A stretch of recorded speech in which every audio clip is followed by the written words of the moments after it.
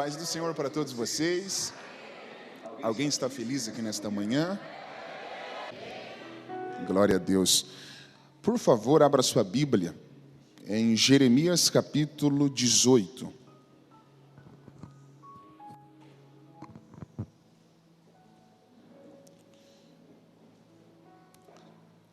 Jeremias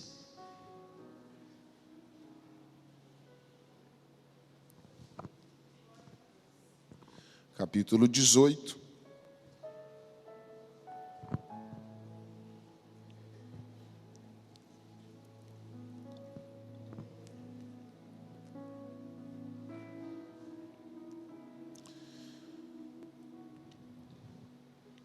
Vocês encontraram? Está assim a palavra de Deus. A palavra do Senhor que veio a Jeremias dizendo: levanta-te e desce à casa do oleiro, e lá te farei ouvir as minhas palavras. E desci à casa do oleiro, e eis que ele estava fazendo a sua obra sobre as rodas. Como o vaso que ele fazia de barro se quebrou na mão do oleiro, tornou a fazer dele outro vaso, conforme o que pareceu bem aos seus olhos fazer. Então veio a mim a palavra do Senhor dizendo: não poderei eu fazer de vós como fez este oleiro, ó casa de Israel?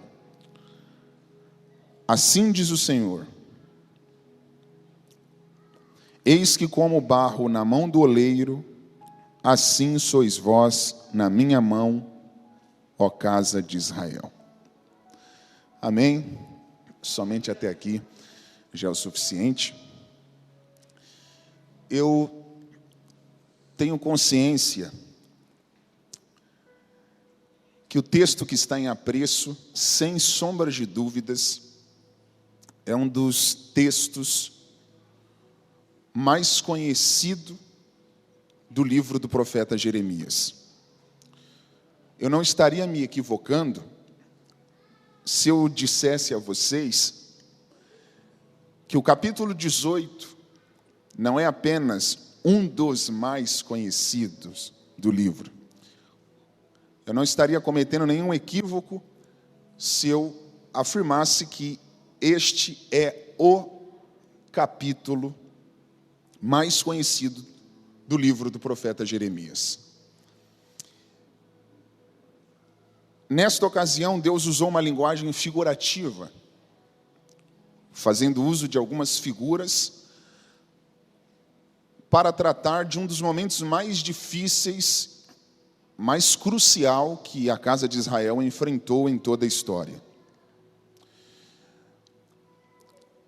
É um texto que nós estamos, de certa forma, habituados em ouvirmos pregações, sobre este episódio.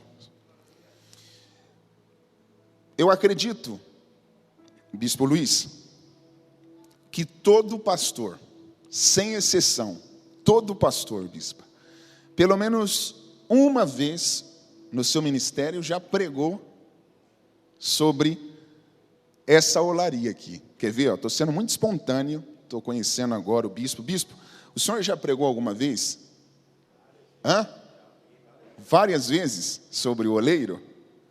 Pastor, a senhora já deu alguma mensagem, alguma palavra? Samuel, na hora que você está cantando, ministrando, falou hoje? Está brincando? Diante de Deus?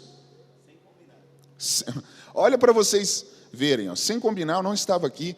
É um texto que costumeiramente é utilizado. O bispo falou que já pregou várias vezes, a pastora também, o Samuel falou que fez uso do mesmo hoje aqui. Porque é um texto muito inspirador. É um texto simples e inspirador. Na verdade, ele trata, como eu já havia dito antes para vocês, de um dos momentos mais difíceis que Israel enfrentou em toda a história. Eu vou ser muito objetivo para que vocês possam entender do que se trata este capítulo. Deus usou duas figuras aqui. Quantas figuras? Quantas figuras? A primeira figura deste capítulo é o oleiro. A segunda figura é o vaso. Estas figuras foram exatamente as figuras que Deus utilizou para dialogar com o profeta Jeremias. E dentro desta linguagem figurativa, o oleiro representa o próprio Deus. E o vaso que estava sendo trabalhado representa a casa de Israel, o povo de Deus. Então é muito simples de se entender, né? Você não precisa saber de grego, de hebraico, de aramaico. É muito simples. O oleiro representa Deus e o vaso representa a casa de Israel, o povo de Deus. Prestem atenção. No versículo de número 4, você vai perceber que conforme o vaso estava sendo trabalhado, ele se quebrou. Se esse vaso representa Israel, nós entendemos na literalidade do texto, não é revelação, nós entendemos na literalidade do texto, o que ele diz por si só, Samuel, que houve um momento que Israel se quebrou. Porque o vaso está se quebrando. Pastor, preste atenção. Quando foi que Israel se quebrou? Esse vaso quebrado representa qual fase de Israel? Esse vaso quebrado representa o momento do exílio babilônico, do cativeiro babilônico. Vocês se lembram de Nabucodonosor, que era um rei da Babilônia, que levou cativo os judeus, e entre eles, eu vou aqui só citar alguns, estavam Daniel, Ananias, Misael e Azarias, que lá na Babilônia trocaram o nome, Sadraque, Mesaque, Abidnego. Vocês lembram dessa história?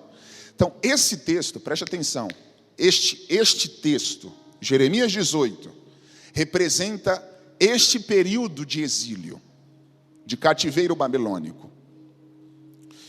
E olha que interessante, pastor Diogo, se eu pregasse aqui hoje, tecladista, como é o seu nome? Renato. Os olhos bonitos, hein, Renato? Renato, se eu pregasse aqui hoje sobre Ezequiel 37, já ouviu algum pastor pregando sobre os ossos sequíssimos? Já?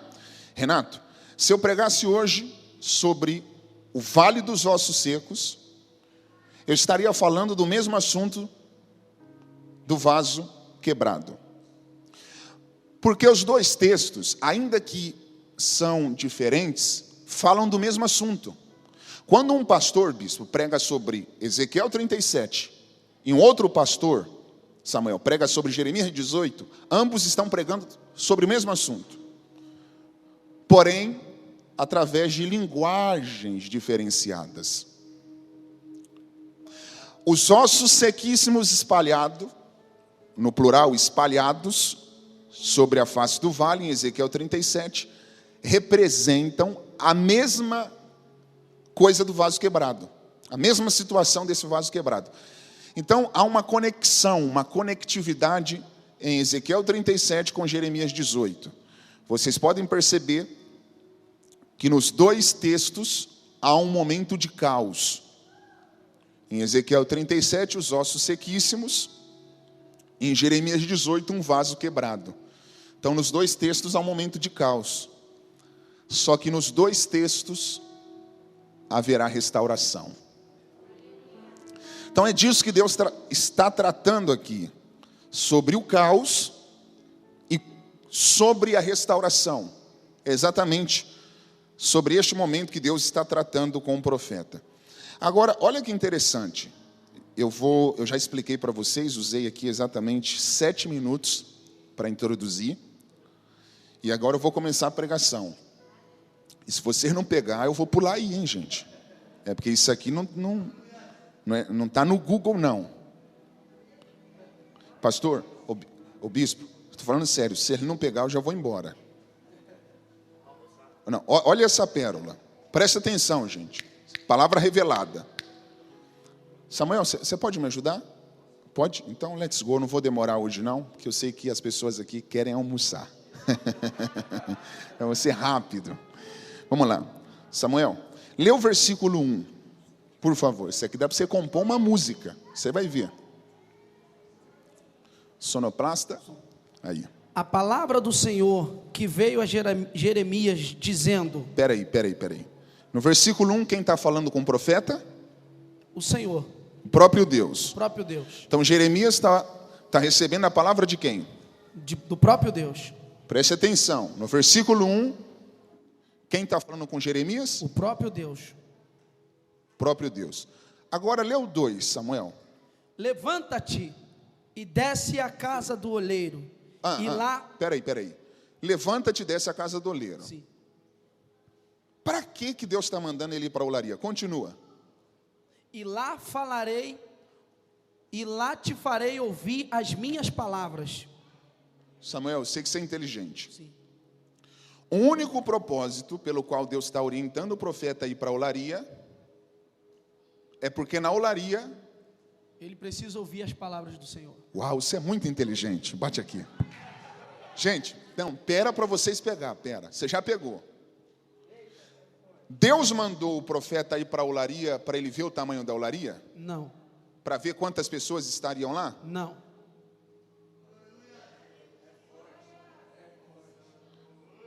Deus falou para Jeremias ir para a olaria com o único propósito. Qual? Ouvir a palavra do Senhor. Não, pera, gente, pera para você dar glória com vontade. Pera.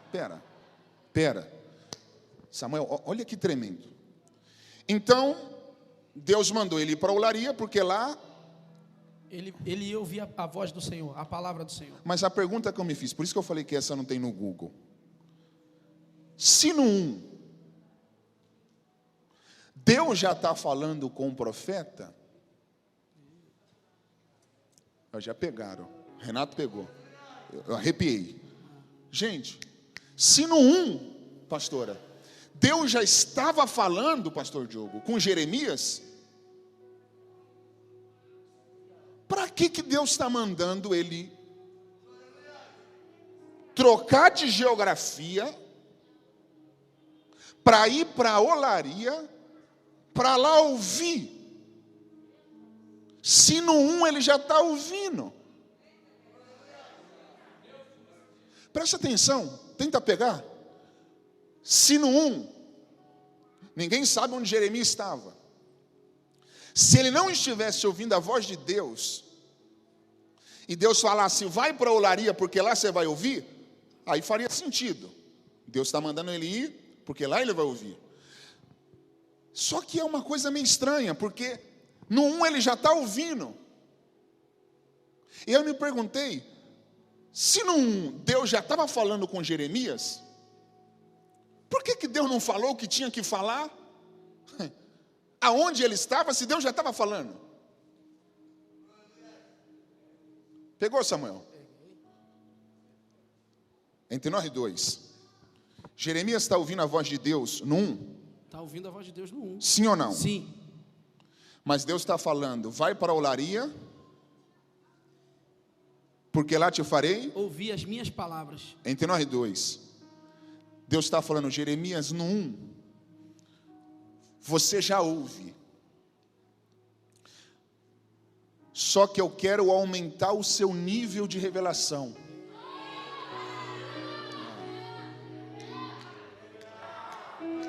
Pegou? E tem horas que para Deus aumentar o nível da revelação, você vai ter que trocar de geografia. Eu estou todo arrepiado. Porque tem coisas que Deus não vai te revelar em qualquer lugar.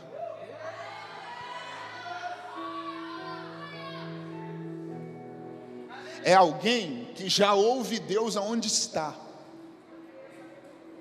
Já ouve. Aí Deus está falando, eu tenho mais. Você já ouve minha voz, mas eu posso te entregar segredos que você nunca acessou. Só que para eu trocar o nível de revelação, eu preciso que você troque de lugar. Porque existem algumas revelações que Deus não vai te entregar em qualquer geografia. Existem revelações, se você está pegando, aproveita. Existem níveis de revelações que Deus só vai te entregar em lugares específicos.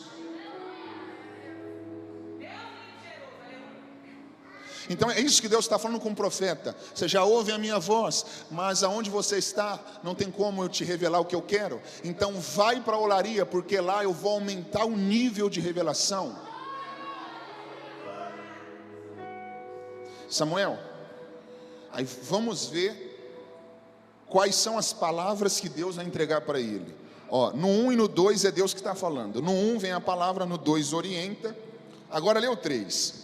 E desci à casa do oleiro. Quem está falando agora, Samuel? Jeremias. Já não é mais Deus. Já não é mais Deus. Então vai. E desci à casa do oleiro. E eis que ele estava fazendo a sua obra sobre as rodas. Espera aí, quem estava trabalhando? O oleiro. Mas agora, se ele não pegar, a gente pula lá. Vê se o oleiro começou a trabalhar depois que Jeremias chegou, ou vê se ele já estava trabalhando. Já estava trabalhando. Uau, pegaram. Alguém ficou de pé. Você está falando que o oleiro não começou a trabalhar depois que Jeremias chegou? Não, já estava trabalhando. Então quer dizer que Deus não depende da minha presença para fazer o que Ele tem para fazer? Não. Uau. Ó, vamos lá. Pastora, se ele não pegar, ó, a pastora com os olhos com lágrima. Samuel, isso aqui não é programa de boiando. Jeremias só vai ver o oleiro trabalhando quando ele chega. Porque eu só consigo ter conhecimento do que está acontecendo de acordo com a minha visão. Como Jeremias vai saber que o oleiro está trabalhando se ele não está vendo? A nossa visão é limitada ao ambiente. Estou todo arrepiado.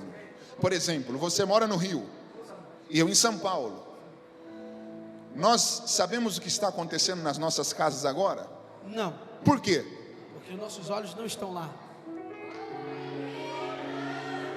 Eu só vejo, Renato, o que está acontecendo aqui. Porque a nossa visão é limitada ao ambiente que eu estou. Você está aqui, eu não sei onde você mora.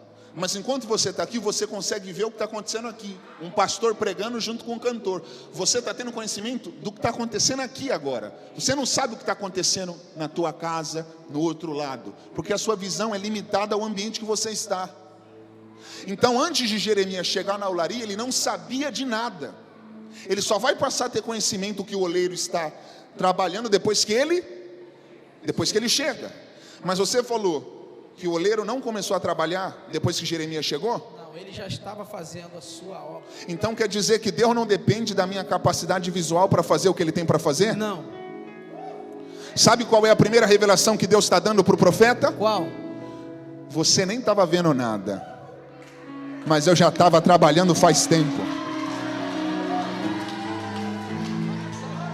A mensagem desta manhã para a sua vida é essa: Deus não depende da sua visão para fazer o que Ele tem para fazer. Você não está vendo, mas Deus está trabalhando.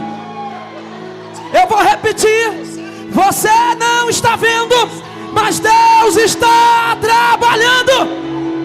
Aproveita para liberar alguma palavra que glorifica esse Deus que trabalhe além da sua capacidade visual. Isaías diz que desde a antiguidade, com os ouvidos não se ouviram, com os olhos não se viram, um Deus que trabalha para aqueles que nele esperam. Pastor Raik, olha lá alguém de pé pegando, olha jovem de pé com a Bíblia ali. Qual é a mensagem de hoje? A mensagem desta manhã é: você não sabe o que está acontecendo do outro lado, mas Deus me traz como profeta para lhe dizer: eu já fui na tua frente guerrear a tua guerra, pelejar a tua peleja. Bate na mão de quem está do teu lado, bate na mão de quem está do teu lado e fala assim, ó, quando você voltar vai ter surpresa te esperando. Quando você chegar lá vai ter surpresa te esperando. Alguém lá atrás pegou, se eu tivesse no teu lugar eu teria aproveitado para dar glória. Eu vou repetir, quando você chegar lá vai ter surpresa te esperando. Deus está trabalhando sem você ver.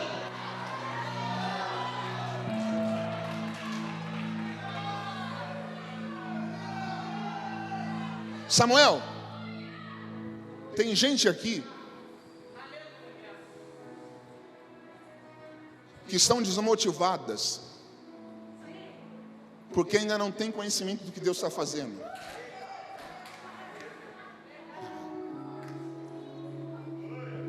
Como assim, pastor? É gente que vem para o culto e não vê nada mudando. Vem para a igreja, aí deixa um problema na família, aí vem para a igreja acreditando, Deus vai mudar minha família. Só que quando volta não vê nada.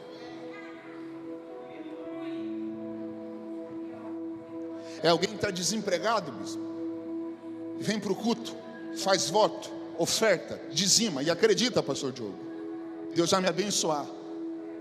Mas o tempo passa, nada muda. Como acreditar que algo pode estar acontecendo sem ver?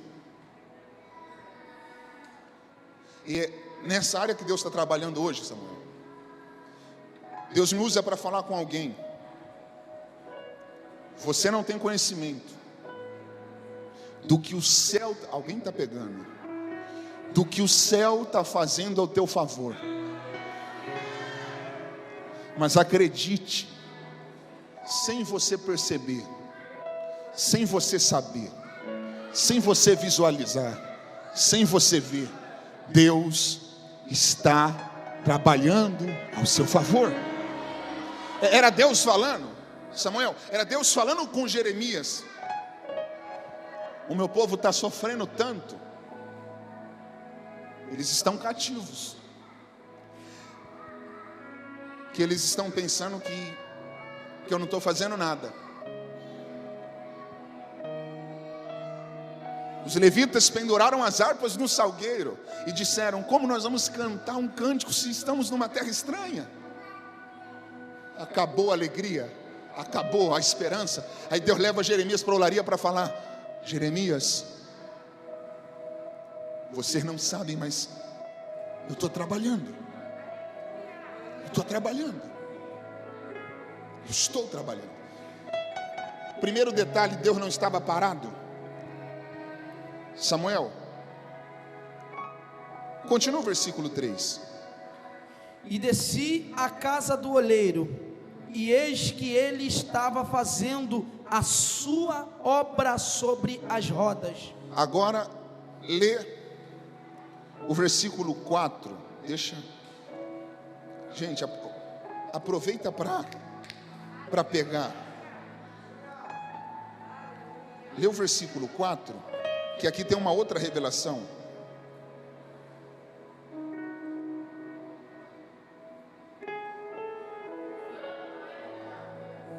Lê o 4. E o vaso que lhe fazia quebrou-se como barro em mão do oleiro. Peraí, lê mais uma vez. E o vaso que ele fazia quebrou-se como barro em mão do oleiro. Samuel,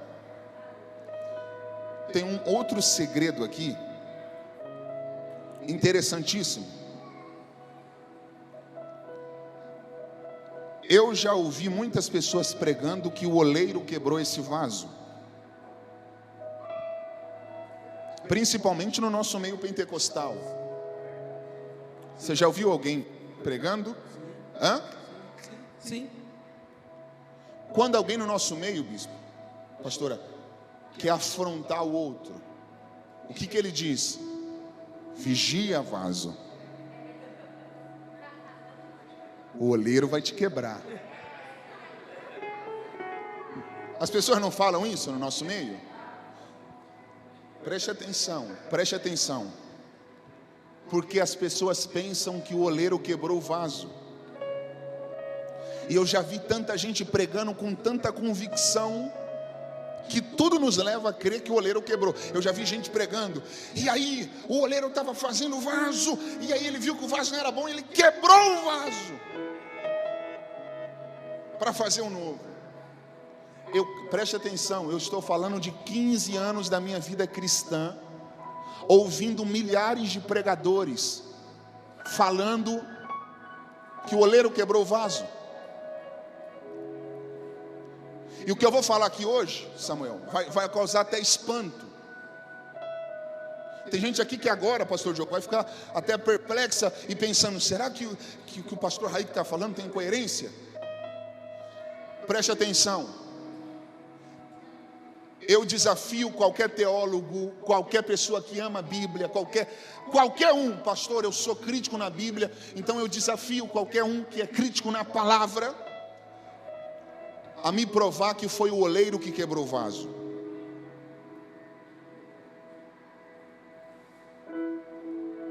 Lê o versículo 4, mais uma vez, Samuel. Como o vaso que ele fazia de barro quebrou-se na mão do oleiro. Preste atenção. Na tradução deles está assim, se quebrou, que é a mesma coisa de quebrou-se.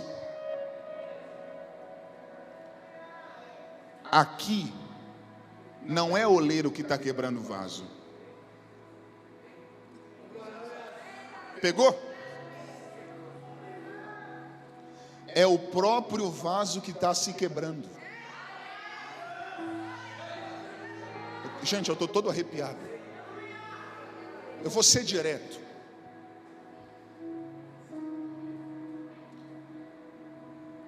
Parece que é o oleiro que não sabe trabalhar. Ou parece que a mão do oleiro é pesada demais. Pelas pregações que eu ouço, parece que o oleiro tem a mão pesada demais ao ponto de quebrar. Vamos raciocinar, Samuel. Se você está dedicado, fazendo uma obra, usando o seu tempo, investindo, você iria ter prazer em quebrar a sua obra? Não. Não faz sentido. Não faz sentido. Gente, vamos raciocinar, vamos funcionar. Você acha, Samuel, que o oleiro queria ver esse vaso quebrado? Não. Porque Deus não tem prazer em ver ninguém quebrado.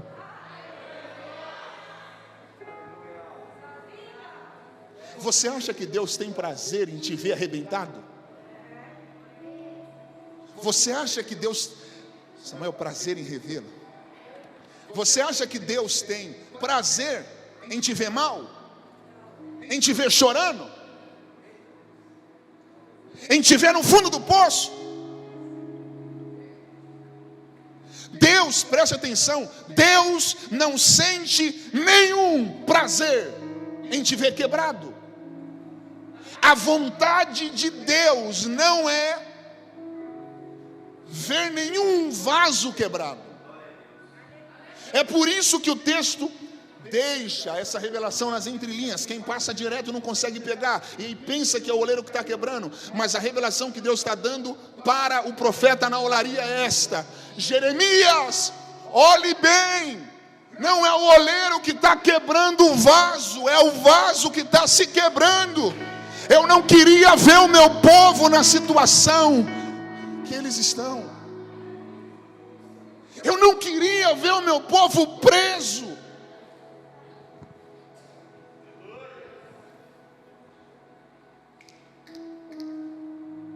Mas eles se quebraram. Eles não ouviram a minha palavra. Lembra quando eu te usava para alertar eles? Eles preferiam ouvir os coaches da época. Porque Jeremias levava uma palavra de confronto. Olha a palavra de Jeremias: se arrependam, voltem para Deus. Deus está com saudade de vocês. Aí, naquela época existiam os motivacionais. Gente, não precisam ouvir Jeremias não, ele é muito religioso. Deus ama vocês. Deus é amor. Deus é amor, Deus é pai. Vocês acham que um pai... Já viu as pregações de liberalismo? Deus é pai. Deus te ama. E aí, os pregadores liberais daquela época, os profetas falsos falavam isso para o povo: podem viver do jeito que vocês querem, que Deus nunca vai permitir nada de ruim acontecer. Aí Jeremias do outro lado falava: gente, acorda, Deus está dando tempo para vocês se arrependerem. Mas aí o povo colocava na balança: qual mensagem é melhor? De Jeremias do confronto ou dos motivacionais? O povo falou: é muito melhor a mensagem que amassageia o nosso ego.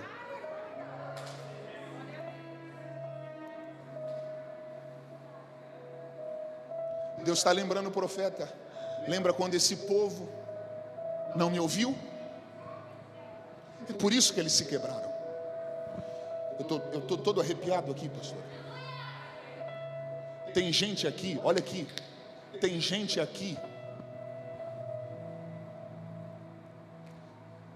que só se arrebentou na vida porque não deu ouvido a Deus. Tem gente aqui que hoje está quebrado. Tem gente aqui, Samuel, hoje, que estão no fundo do poço, espiritualmente falando, porque não ouviram a Deus, porque desprezaram a palavra de Deus. Deixa eu te falar uma coisa: era para você estar muito melhor, mas talvez as suas escolhas erradas fez você se quebrar. E o problema é esse, é que o povo pentecostal, olha aqui, o povo pentecostal prefere espiritualizar tudo. Porque quando eu espiritualizo, eu não preciso tratar caráter.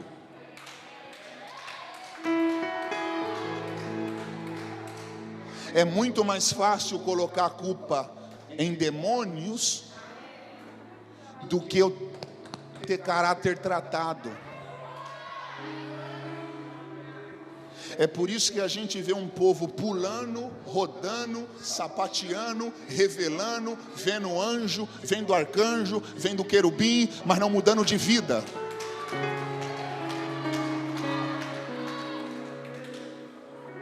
Porque eu estou falando de pessoas que espiritualizam tudo. Porque, Samuel, se eu espiritualizar tudo, eu tiro a minha da reta. É muito mais fácil eu falar que foi o diabo do que eu falar fui eu. Porque quando eu coloco a culpa no diabo, eu tiro de mim a responsabilidade. Isso não é de agora. Lembra lá no Éden? Adão caiu, Deus veio. Sabe o que Adão falou? A culpa é da mulher. Hã? A culpa é da mulher. Me deste. Olha como Adão era malandro. Ele colocou a culpa na mulher, e se não caísse para a mulher, ia para Deus. A culpa é da mulher que tu me deste. É Adão falando: se ela não estivesse no meu caminho, eu não teria caído. E ela só está no meu caminho porque o Senhor colocou. Então eu não tenho nada a ver. Porque o homem tem problema em assumir: a culpa é minha, fui eu que errei. E é por isso que tem gente que não vive restauração. Samuel, eu amo os seus louvores demais, mas tem gente aqui que está no fundo do poço cantando: ainda que a figueira não floresça. É o pródigo na balada: todavia me alegrarei, todavia. O pródigo no fundo do poço, falando: está tudo bem. E aí alguém vai evangelizar e ele diz: não, estou no melhor momento. Preste atenção, a falta de reconhecimento é o que impede de muitas pessoas viverem restauração. Enquanto você não reconhecer aonde foi que você caiu, você não vai encontrar o caminho para ser restaurado. Enquanto o pródigo pensa que está bem, ele não sente necessidade de voltar. Agora, quando o pródigo cai em si, ele fala: eu não estou bem, eu preciso fazer um gabinete com um pastor, eu não estou legal, cara, eu não estou legal. Quando o pródigo reconhece que não está bem, aí ele vai procurar o caminho de volta. Sabe o que impede? Isso eu falo porque eu trabalho com jovens que usam drogas. Sabe o que impede um drogado de se recuperar? O quê? A falta de reconhecimento que ele está viciado. Pode chegar para todo viciado e falar assim: cara, você precisa de ajuda. Sabe o que ele vai falar? Tá maluco? Se quiser eu largo hoje. Exatamente, se eu quiser eu largo hoje. Não reconhece que está viciado.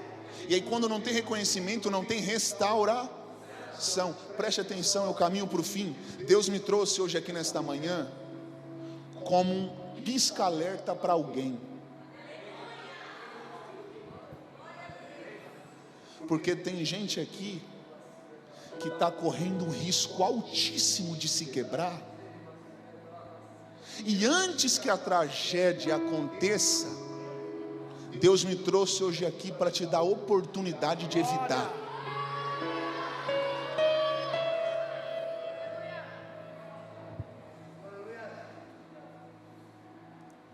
Deus me trouxe hoje aqui para te dar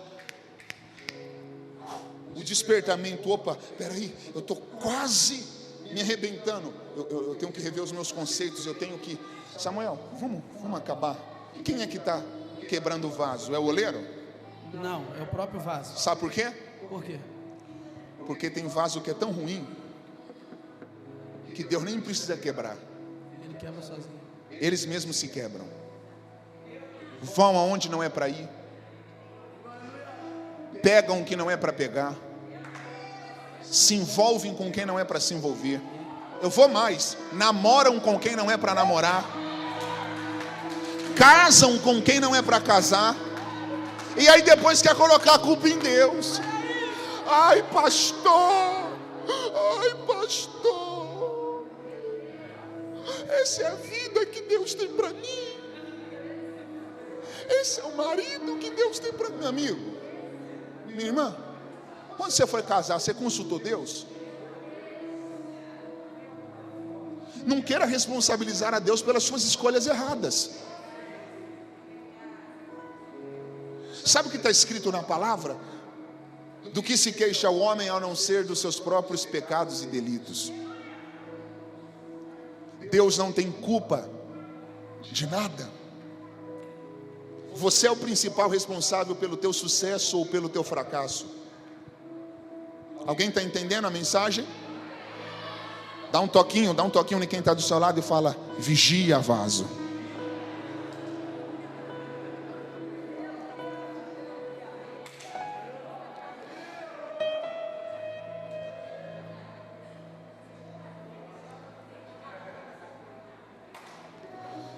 Se tem algum contato no teu celular que está comprometendo o teu futuro, bloqueia ele. Se você fez aliança com alguém que está comprometendo o teu futuro com Deus, desfaça essa aliança. Se você se envolveu com algumas pessoas que estão comprometendo o que Deus tem na sua vida, saia do meio dessas pessoas. Se você está em um relacionamento que está comprometendo o que Deus tem com você, termina esse relacionamento. Eu fui estudar, e eu acabo a pregação. Eu fui estudar por que o vaso se quebrou. Samuel, por que o vaso se quebrou? É o Samuelzinho ali também, né? É o Samuca. Preste atenção. No texto original, quando a Bíblia diz que o vaso se quebrou, é a mesma expressão usada em Jeremias 13:7. Deus mandou o profeta Jeremias enterrar um cinto, depois de muito tempo desenterrar. Olha o que Jeremias diz no versículo 7 do capítulo 13. E fui ao Eufrates e cavei, e tomei o cinto do lugar onde o havia escondido, e eis que o cinto tinha apodrecido. Repitam comigo: apodrecido. Mais uma vez. mais uma vez, apodrecido, e para nada prestava. Essa expressão para falar do cinto podre é a mesma expressão no hebraico para falar do vaso quebrado. Pastor, olha aqui para mim, que aqui está uma revelação tremenda. Pastor, por que o vaso se quebrou? No original, porque a matéria, alguém pegou, a matéria era apodrecida. Samuel, por que o vaso se quebra? Porque a argila era podre.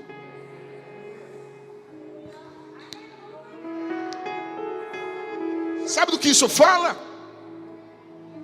Daquilo que Paulo disse: eu queria ser 100% de Deus. Olha Paulo, Samuca, eu queria ser 100% crente, mas a matéria não deixa. Olha Paulo, quando eu estou no culto e Deus desce, eu faço promessas: não vou mais pecar, vou jejuar, vou mergulhar no rio de Deus. Só que o bem que eu quero, peraí, gente, eu não estou falando de Raik, eu estou falando de Paulo, o maior missionário da história, o homem que escreveu a maior parte das epístolas, um dos maiores teólogos que deu os maiores fundamentos para o cristianismo. Paulo está falando, pastor Diogo, o bem que eu quero, eu não faço. Peraí, como alguém quer fazer o bem e não faz?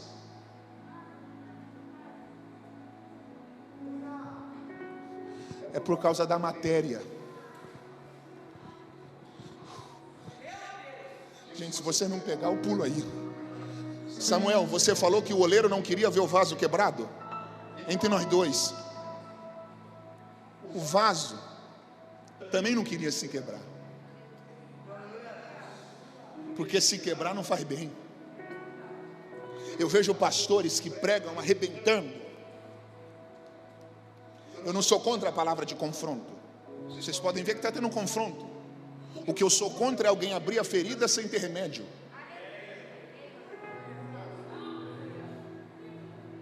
E eu vejo em nosso meio pentecostal da Ibope, quanto mais bate, mais o povo gosta.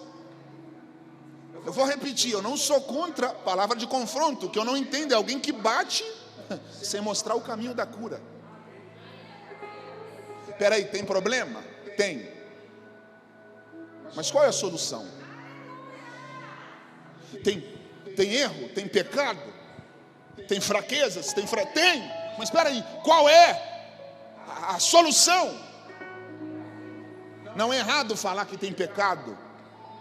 O errado é se esquecer que aonde habitou o pecado, superabundou a graça. Olha lá atrás, eu estou vendo voluntários pegando. Preste atenção, nem todo mundo que erra porque quer. Então quando você vê alguém que erra, lembra dessa pregação? Tem gente que não quer errar, mas erra.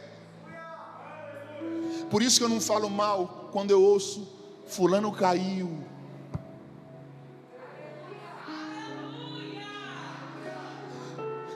Eu lembro, o barro é apodrecido. Fulano errou. Eu lembro, o barro é apodrecido. Nem todo mundo cai porque quer. Nem todo mundo erra porque quer. Talvez essa palavra se encaixa com você, porque você já fez várias promessas para Deus, queria melhorar em várias áreas da sua vida, e talvez até hoje você não conseguiu melhorar, e por isso você carrega o peso da frustração pessoal, porque você olha para si e diz: evangelho não é para mim, porque eu não consigo me enquadrar na caixa, eu não consigo entrar na forma. Aí Deus me trouxe hoje aqui para lhe dizer: evangelho não é para quem pode, evangelho é para quem diz eu não posso, porque quando você diz eu não posso, Ele vem e diz: a minha graça te basta, o meu poder se aperfeiçoa na tua fraqueza. Expressa alguma palavra que glorifique a Jesus.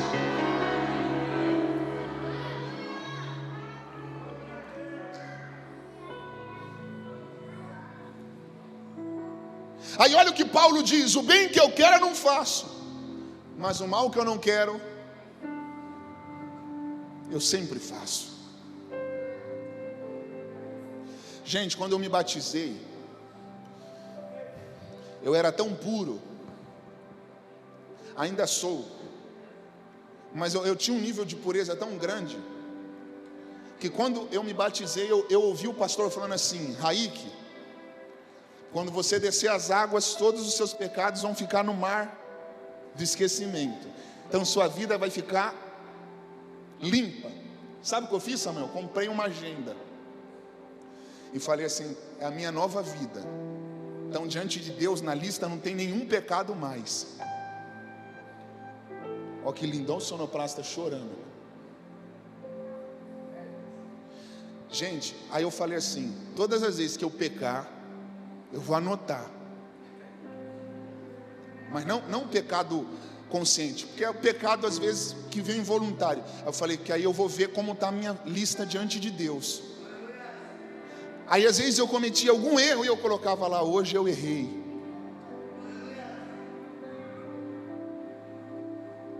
E eu pensei que quando eu me batizei,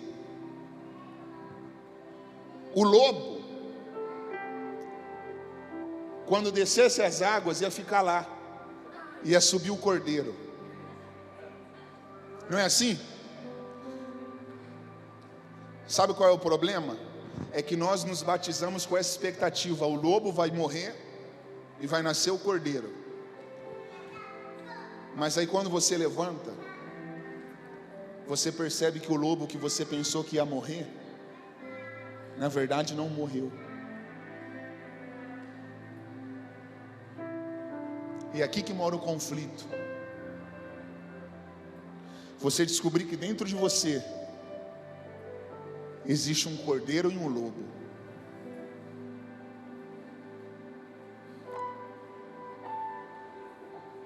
Um sábio disse para um menino: dentro de mim existe um lobo e um cordeiro, e toda hora eles estão brigando, sempre. Um menino curioso perguntou para o sábio: quem ganha? O sábio disse para o menino: ganha quem eu alimento.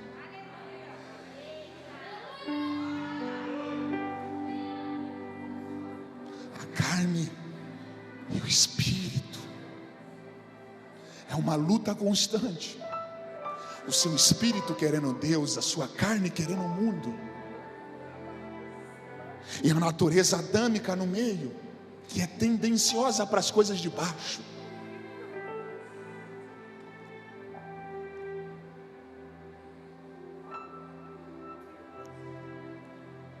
Preste atenção. Talvez você olha para si e diz: pastor, eu não presto, eu não sirvo, eu sou esse vaso, eu sou esse barro podre, ninguém sabe. Mas quando eu olho para mim, eu não consigo acreditar. Eu não acredito em mim, pastor.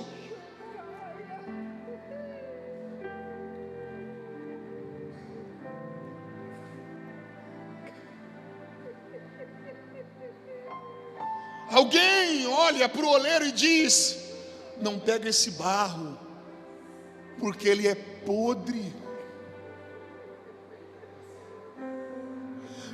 vai colocar a obra em risco. Não chama ele para pregar, não chama ele para tocar,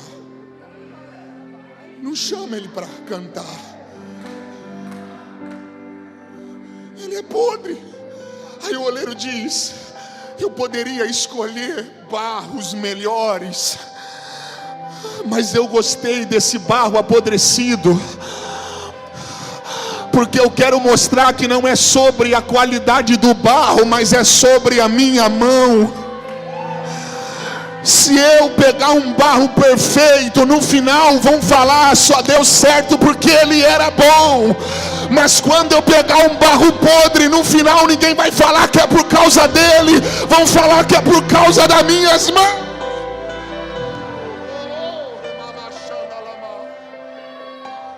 Deus poderia ter escolhido gente melhor que você. Deus poderia ter escolhido alguém mais santo do que você. Deus poderia ter escolhido alguém mais resolvido do que você. Deus poderia ter escolhido alguém com mais capacidade que você. Mas quando Deus olhou para você, lá naquela lama que você estava, lembra quando você estava lá? Ninguém acreditava que você poderia sair daquela lama. Lembra quando você estava na balada? Lembra quando você estava com um cigarro na boca, com baseado na mão, cheirando pó? Lembra quando você estava na balada? As pessoas olhavam e falavam: esse aí não vai ser ninguém, para esse aí não tem jeito. O oleiro olhou e disse: eu vou mostrar que para ele tem jeito.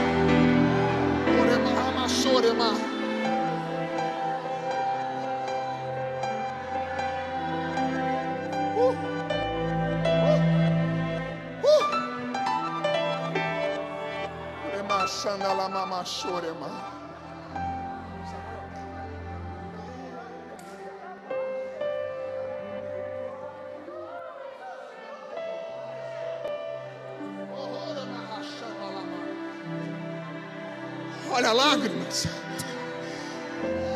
Não entendo o meu próprio agir.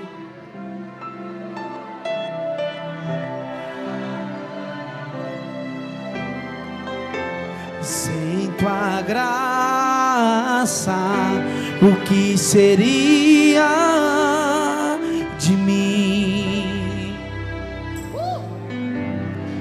Não entendo, não entendo o meu próprio agir. Olha aquela cena ali, Samuel. Olha aquela cena. Sem tua graça, o que seria de mim?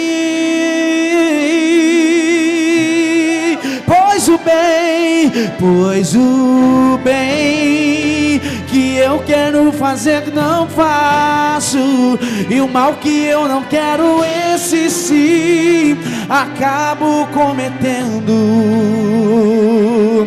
Em meu corpo militam carne e espírito, em uma guerra infindável, a qual eu não me rendo. Meu ser já foi vendido como escravo, e não existe bem nenhum em mim, apenas o pecado. Mas eu sei que no tocante ao meu interior tenho prazer na sua lei. Tu és o meu amado, então liberta. Eu quero ser a sua casa. Se você estiver aqui, eu sei, eu venço o pecado. Então enche. É que não haja mais espaço. Pois quando estou em tua presença, o meu viver é transformado. Eu passo a ser livre pra viver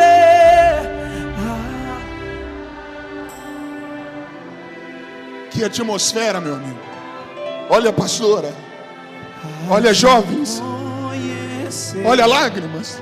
Todo meu ser se enche de bondade. Reina o Espírito sobre a carne. Nessa manhã, Deus está nos ensinando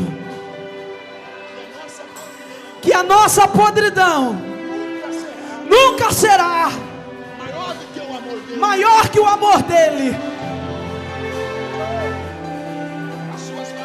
As suas fraquezas, os seus erros, as suas fragilidades, as suas limitações não assustam a Deus. Quando Ele te escolheu, Ele já sabia de tudo, e mesmo assim acreditou em você. E Ele te diz: filha, filha, fui eu quem te escolhi.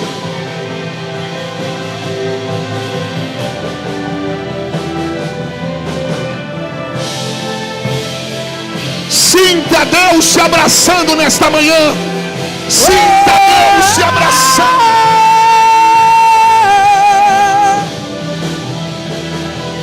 Pois o bem que eu quero fazer não faço. Vamos! E o mal que eu não quero, esse sim acabo cometendo. Em meu corpo militam carne e espírito, em uma guerra infindável, a qual eu não me rendo. Mas eu sei que no tocante ao meu interior tenho prazer na sua lei, na sua lei. Tu és o meu amado. Então liberta, liberta. Eu quero ser a sua casa.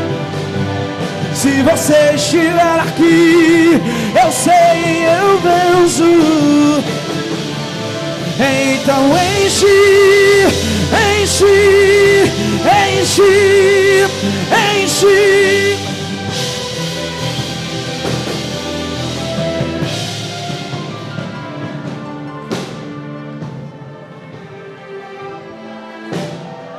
Nós estamos em construção. Nós estamos em construção. Olha isso, pastor Diogo.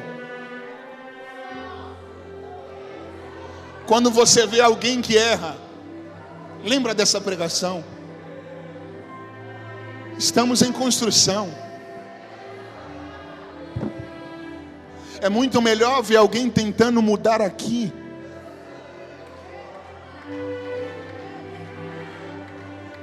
do que desistindo da guerra. Pastor, mas eu peco todo dia. Fica aqui. Mas pastor, eu já tentei e não consegui. Fica aqui.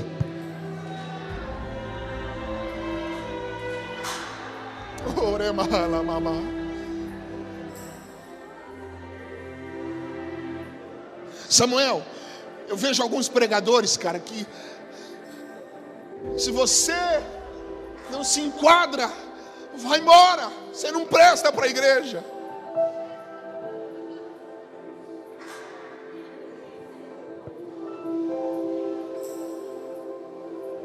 Se a pessoa não ter possibilidade de mudar aqui, aonde ela vai mudar?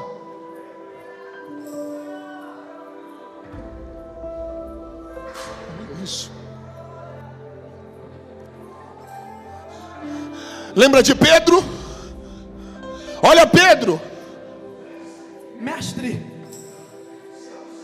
se é o Senhor, então me faça ir até a ti. Eu também quero andar sobre as águas. Aí olha o mestre. Então vem, Pedro.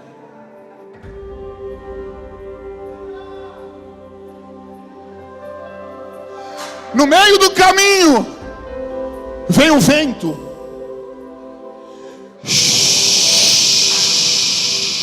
O Pedro, que estava focado, olhou para o vento e afundou.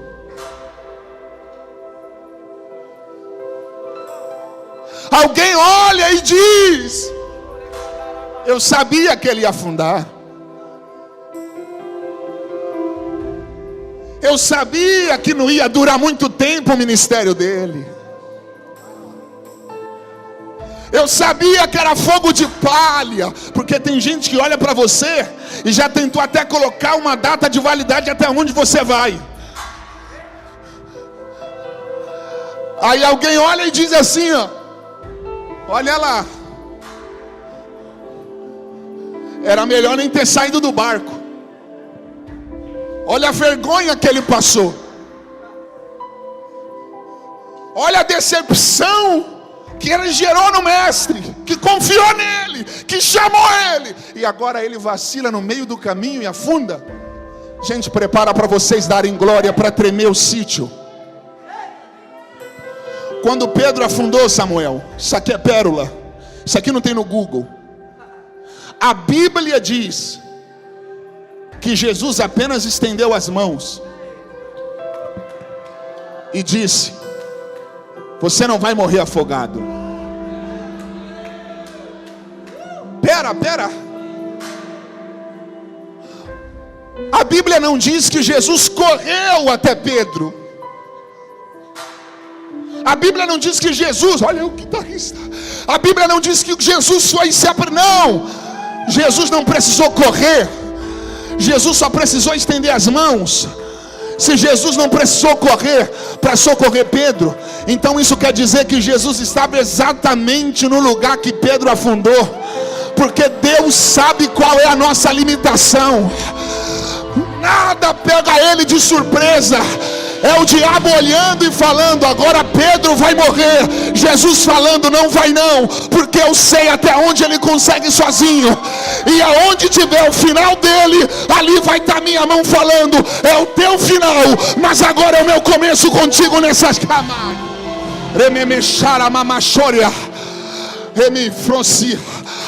Jesus sabe até onde você aguenta ir sozinho.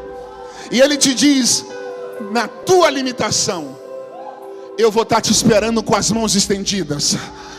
Aleluia. Aleluia. Pedro afundou? Sim.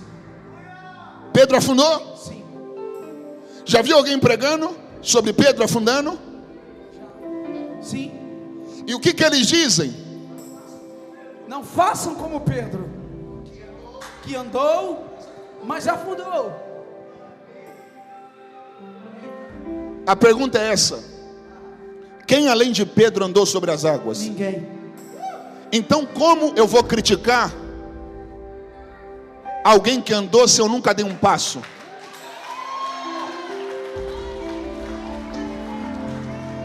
Eu estou falando de uma geração que nunca deu um passo e quer falar mal de quem já andou. Eu estou falando de uma geração que nunca saiu do barco e ainda quer opinar na vida de quem já entrou em alto mar. Respeita a história de Pedro. Ele pode ter afundado, mas ele andou. Aí Jesus está falando: Pedro, eu respeito a tua história. Você pode ter afundado, mas você teve coragem de andar. E eu vou mostrar para muita gente que o Pedro que andou uma vez é capaz de andar de novo. Eu não vou te levar para o barco no colo. Você vai voltar andando. O Pedro que afundou é o Pedro que vai voltar andando para o barco. Porque se um dia você andou, você pode andar de novo. Eu vou repetir. Se um dia você andou, você pode andar de novo. Se um dia você orou, você pode orar de novo. Se um dia você Se um dia você jejuou, você pode jejuar de novo. Se um dia você leu a palavra, você pode voltar a ler de novo. A glória da segunda casa vai ser maior do que a da primeira.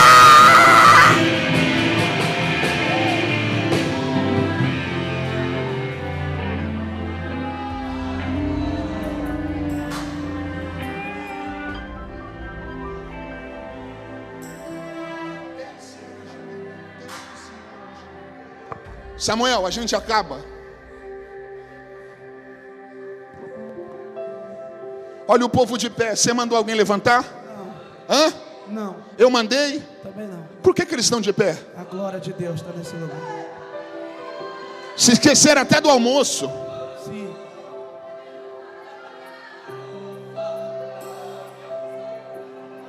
Samuel, lê o 4, a gente acaba. Como o vaso que ele fazia de barro quebrou-se na mão do oleiro, tornou-se a fazer dele outro vaso, conforme o que pareceu bem aos olhos do oleiro fazer. Samuel, quando o vaso se quebrou na mão do oleiro, o que o oleiro fez? Tornou a fazer dele outro vaso. Espera aí, se ele não pegar a gente pula. O que o oleiro fez? Tornou a fazer dele outro vaso. O oleiro tornou a fazer dele outro vaso. Se o oleiro queria fazer outro vaso, não era mais coerente ele pegar outra matéria? Sim.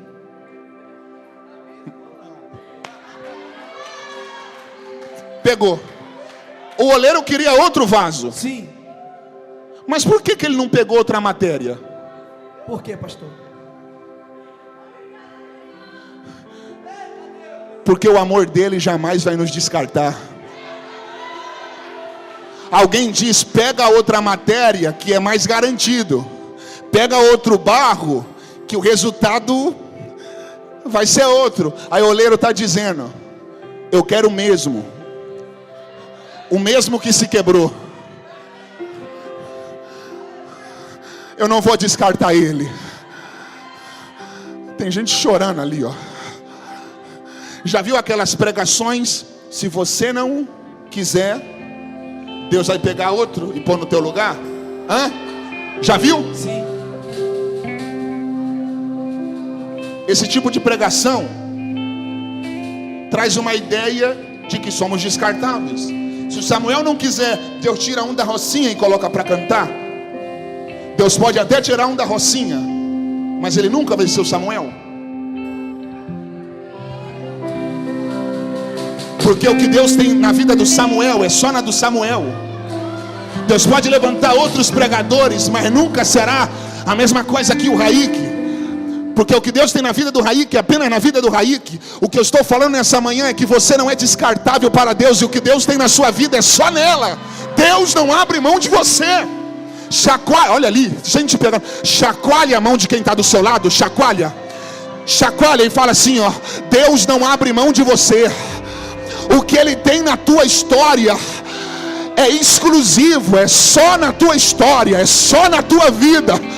Deus pode levantar outros guitarras, mas o que Ele tem na vida do Júnior é só na vida do Júnior. Aleluia. Deus pode levantar outros bateras, mas o que Ele tem na sua vida é só na sua vida. O oleiro está falando, eu não abro mão de você, eu não abro mão de você. Tem ciúmes de mim, o seu amor é como um furacão, e eu me rendo ao vento de tua misericórdia. Cantem. Não vejo mais minhas aflições, eu só vejo a glória e percebo quão maravilhoso Ele é, e o tanto que Ele me quer. Oh,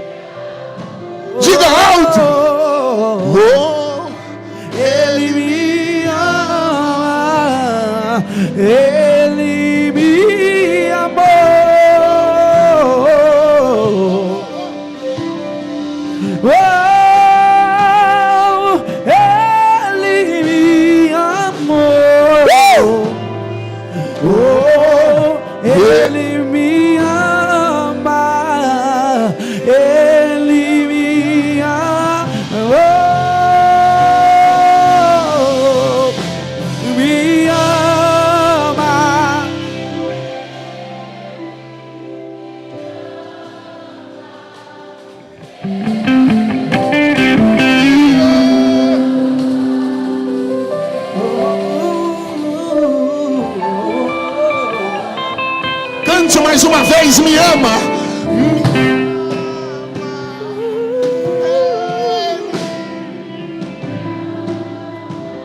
Soma a sua herança, soma a sua herança. Me ama.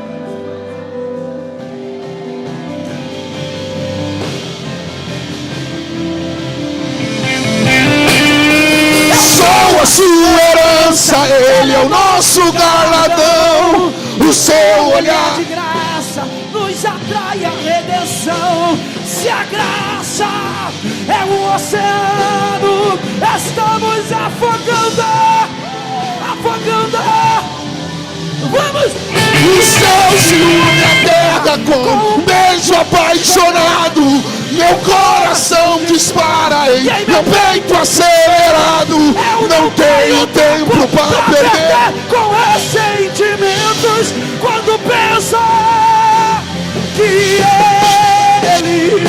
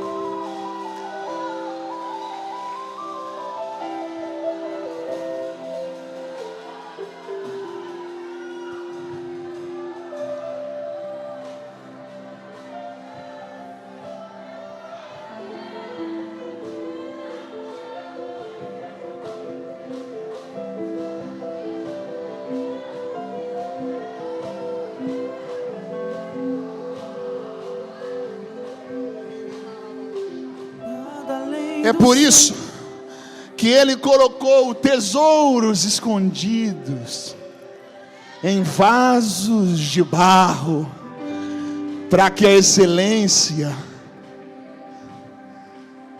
não seja do barro, mas que seja de Deus. Aleluia. É Paulo falando. Eu vi coisas tão incríveis que são inefáveis, e para que eu não me glorie, foi-me dado um espinho na carne,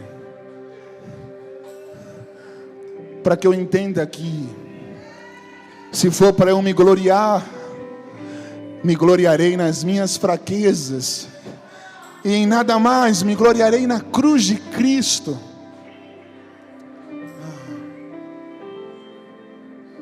Você pode aplaudir a Jesus?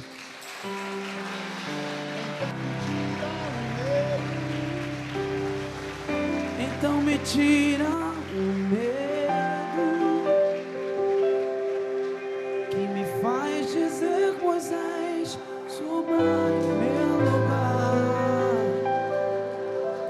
e me faz entender que a tempestade é você.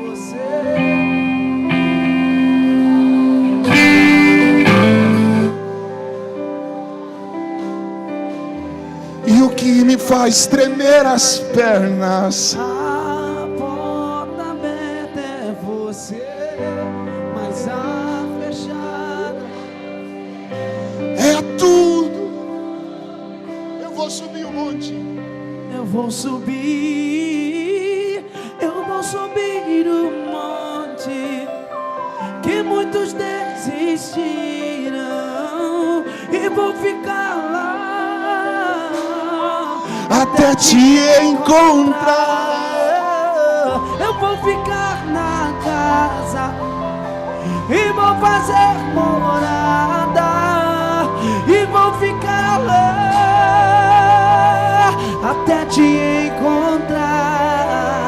Que a tempestade é você. Só a igreja.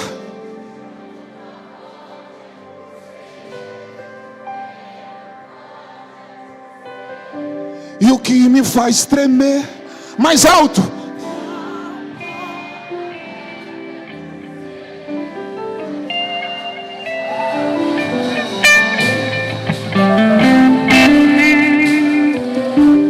Quem pode aplaudir a Jesus? Glória a Deus. Glória a Deus. Que manhã maravilhosa.